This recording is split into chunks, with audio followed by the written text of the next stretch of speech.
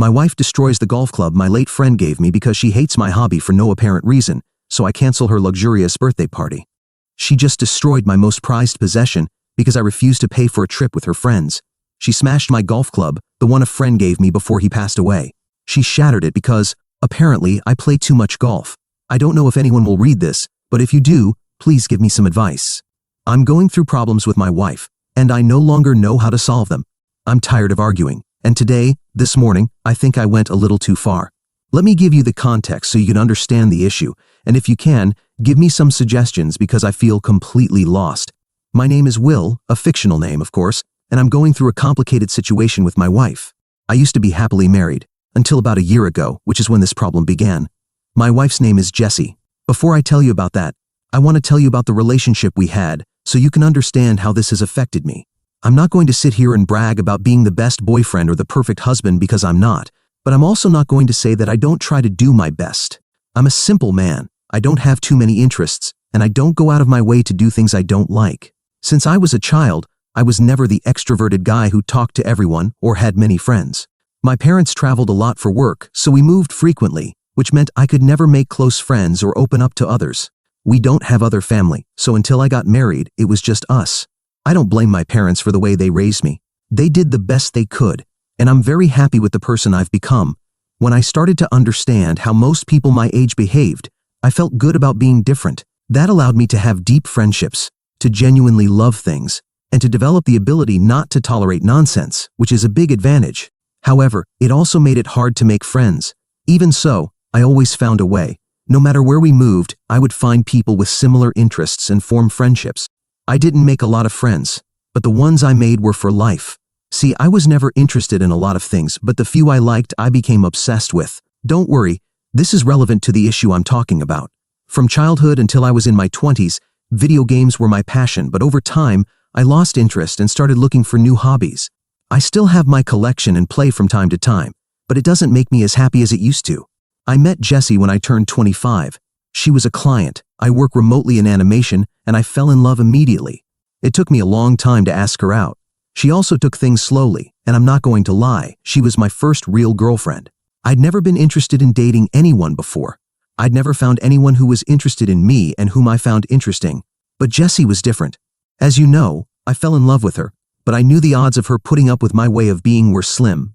To my surprise, things worked out, and the qualities I thought made me undesirable, she found cool. I knew I would marry her the day I found out she felt the same way about me. Like me, she didn't want children. Everything was perfect, like God had sent her to me. I want to make something very clear. I'm not socially awkward. I just don't enjoy interacting with people, faking expressions, or pretending to be interested in their stuff.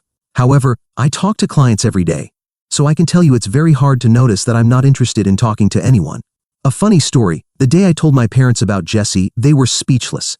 By that point, they had assumed I was gay or something, and that I would eventually come out of the closet. I love knowing that, despite being somewhat old-fashioned, they were ready to accept me even if I liked men.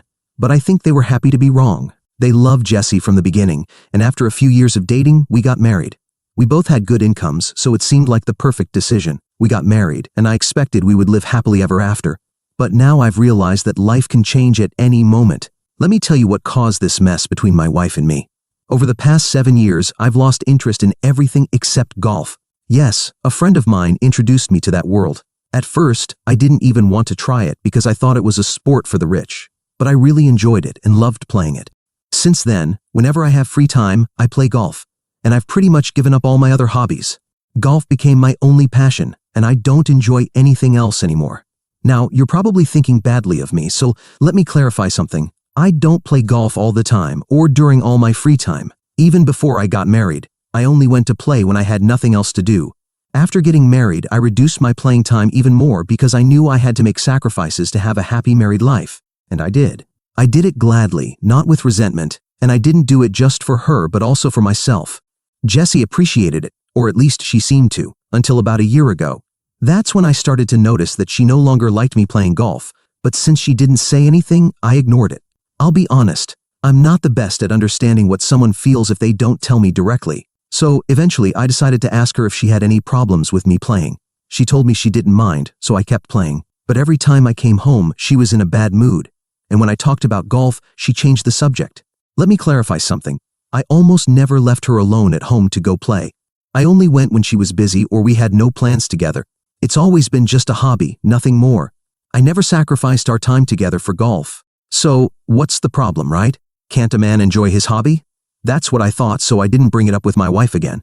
I was happy with my pastime, but she seemed to hate it more and more every day.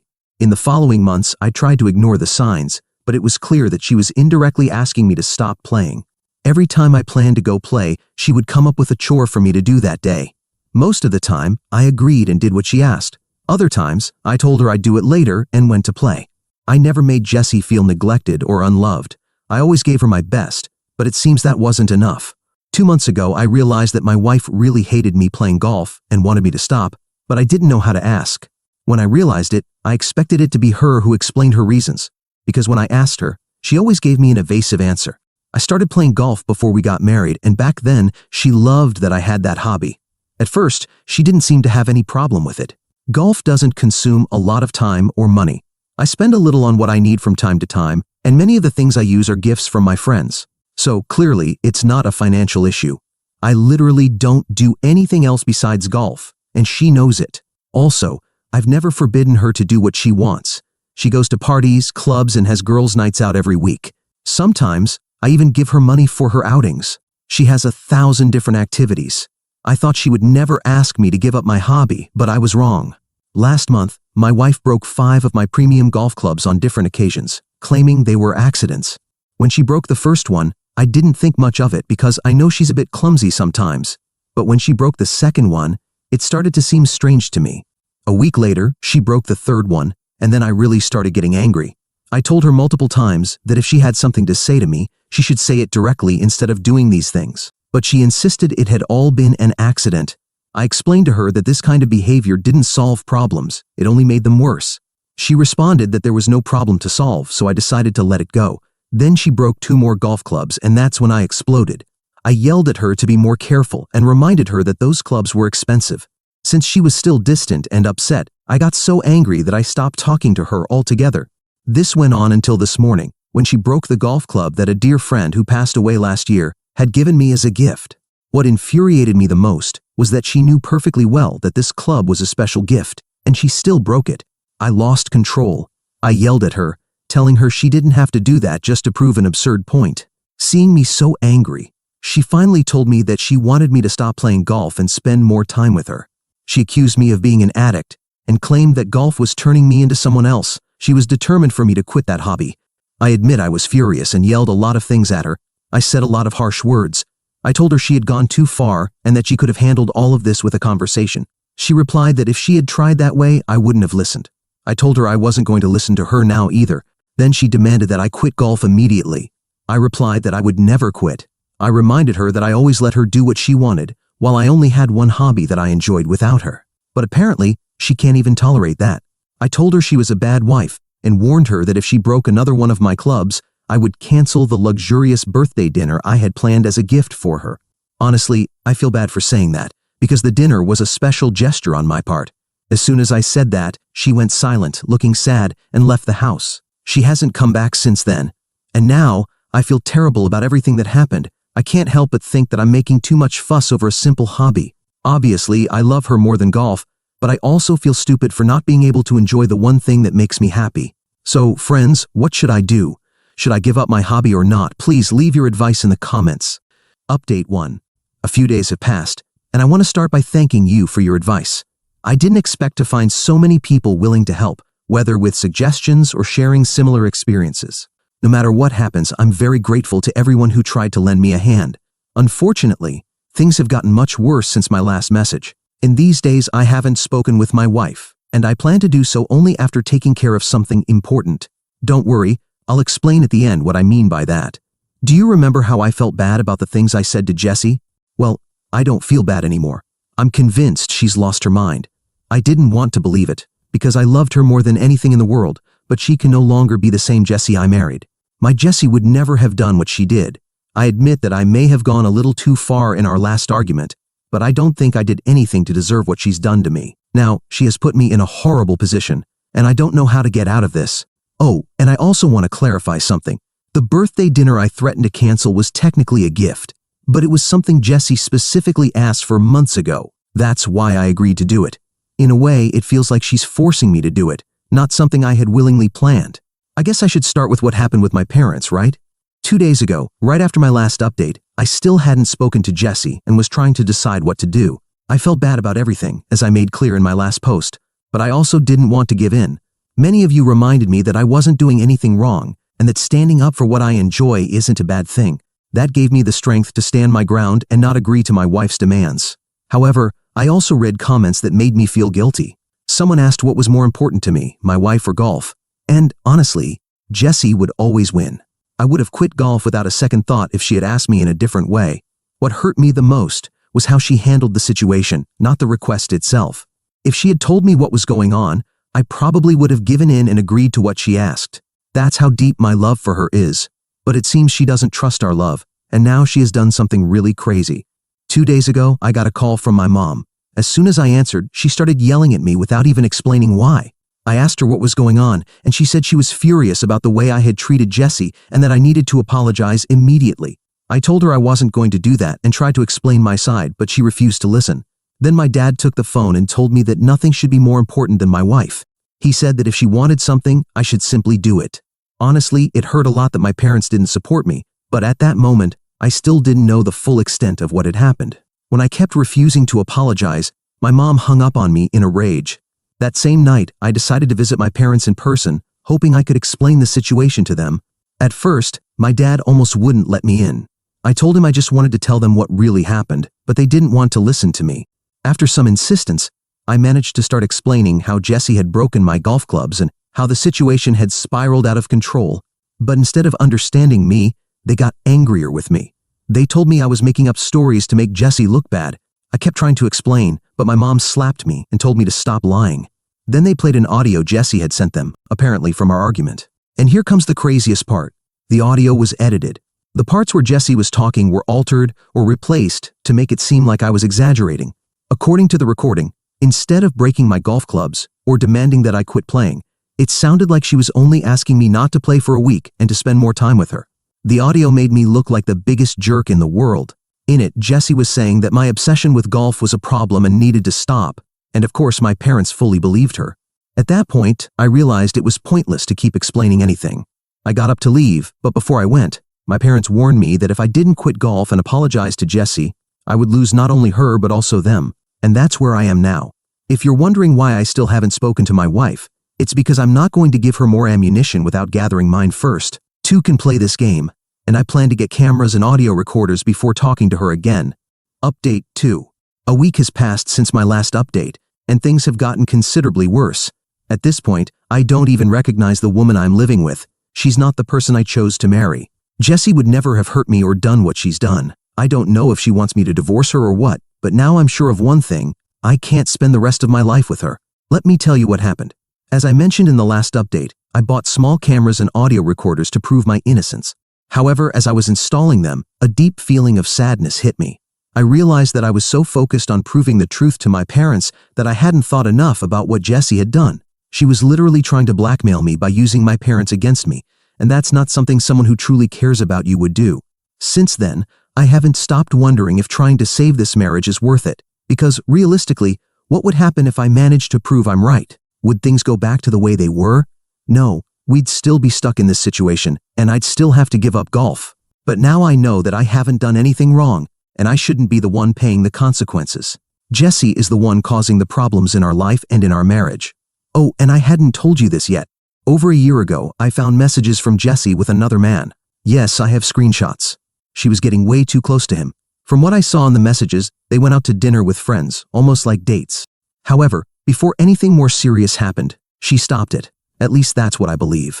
It hurt a lot to see that she was attracted to someone else, probably someone more normal than me. But since I didn't see anything physical happen, as far as I know, I decided not to confront her. For the sake of our marriage, I tried to forget it and forgive her. Now I think that was a mistake. If I had confronted her at that moment, maybe I would have found out what changed in her, and maybe that's what is ruining everything now. After installing the cameras and recorders, I finally confronted her for lying to my parents.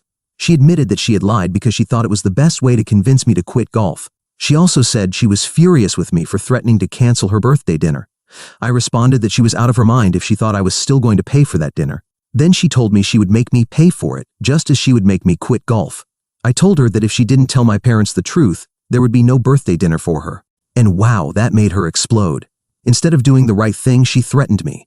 She said that if I didn't do everything she wanted, she would make sure my parents completely cut me off. Hearing that broke my heart.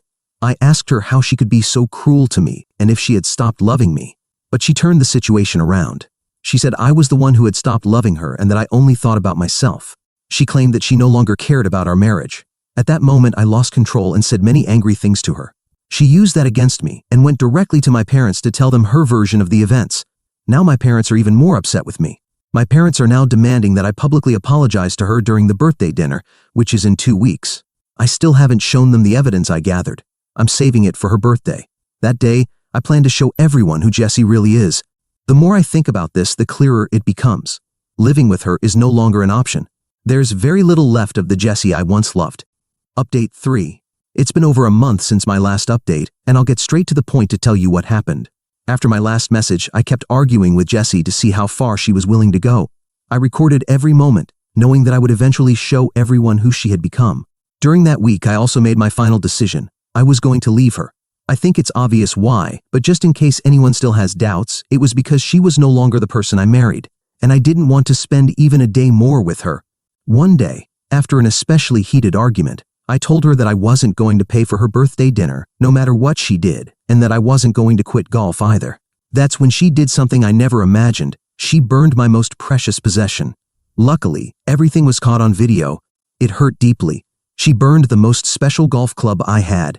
I won't go into details about why it was so important to me, because it simply was, just like the gift from my late friend. She burned parts of the club and served the charred remains to me on a plate for dinner, as if it were some twisted joke. That was more than enough for me. In that moment, all the doubts I might have had about leaving her disappeared. After that, I promised her that I would do exactly what she wanted. Of course, she wanted me to apologize publicly in front of everyone at her birthday. She was looking forward to that day, thinking she had won, but I was also looking forward to that day because I had something important to show. The day of the party finally arrived. As I had promised, I paid for everything. I didn't care about the cost, it was expensive, but it was worth every cent. I was ready to enjoy that night more than she would. She invited her closest friends, her parents, mine, and some of our family members. When the time for the toast came, I was ready. They rolled out a screen, and while Jessie seemed to suspect something, she still wore a look of happiness. That happiness quickly turned to horror when I showed everyone what she had done to me. I revealed everything, her lies to my parents, the blackmail, the destruction of my belongings. No one could believe what they were seeing. When I finished telling my story, I looked her directly in the eyes and told her we were done. Jessie lost it. She started screaming, thinking she still had control, but then her mother slapped her and told her she was not the daughter she had raised. It turns out her parents care a lot about their reputation, and they told her they were going to cut her off financially as well. Jessie tried to justify herself, but I told her there was no need to make more excuses.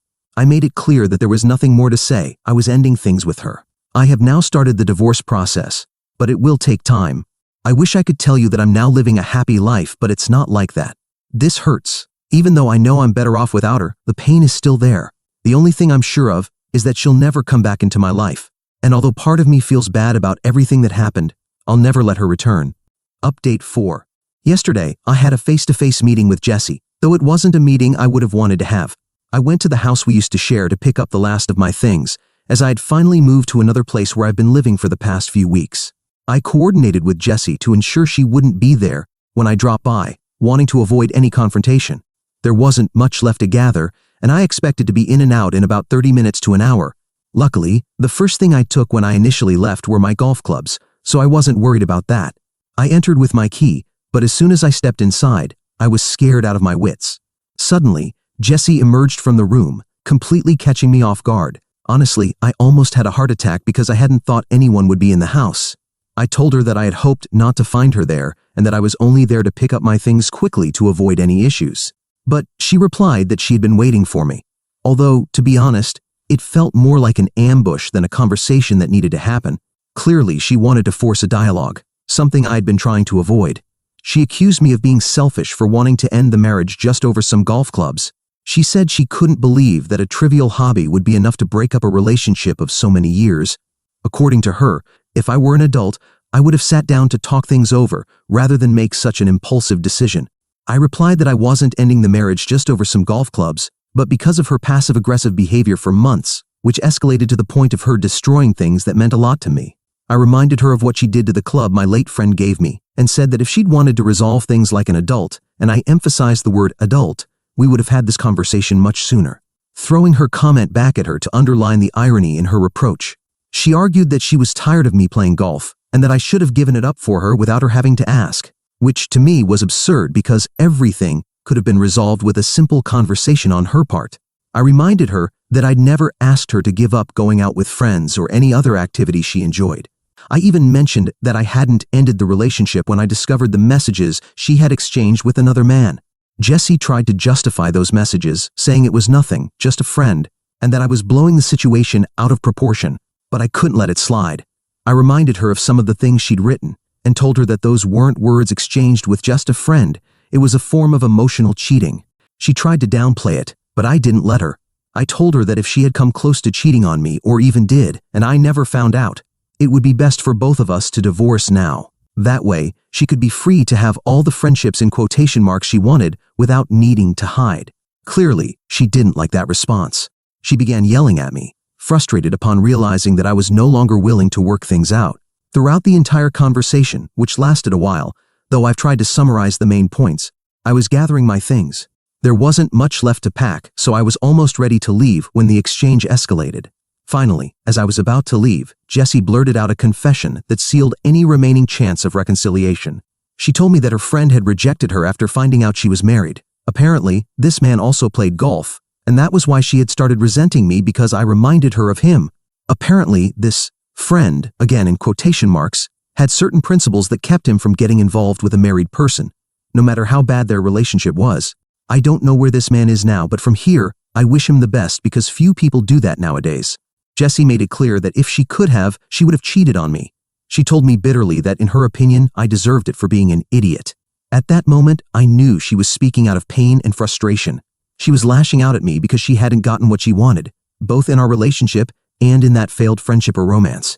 But it didn't matter because those words were the final piece I needed to leave it all behind. If there had been even a sliver of a chance I might reconsider, that moment destroyed it completely. All that's left now is to wait for the divorce process to be finalized and to finally be free. And yes, one thing is for sure, I'm going to keep playing golf. Update 5. This post will be a little update about my life. To start, my divorce was finalized 6 months ago, so it's been quite a while since I last talked about myself or my ex-wife. I didn't think sharing the divorce process would be interesting since there were no complications or surprises worth mentioning. Everything went smoothly, which in itself was a relief. Everyone says going through a divorce aside from the emotional aspect is very stressful, but in my case, it wasn't that much. But now I can tell you something far more significant. I've been dating someone for the past 4 months. And the best part, at least for me, is that she also likes to play golf. She's a woman I met at the club where I usually play, though back then, we barely crossed paths. We were never friends, nor did we share close social circles. Much less were we in the kind of questionable friendships my ex-wife used to keep. Our relationship emerged organically, without pressures or expectations, which has made everything flow very naturally. What I truly love is that I haven't had to give up my hobby. On the contrary, I can share it with her, which has been an amazing experience. However, I don't want you to think our life revolves around golf. We do other things like any normal couple. We go out to dinner, go to the movies, and enjoy a lot outside the golf course. But it's a relief and a joy to have a relationship where my hobby is something that brings us together instead of being a source of conflict.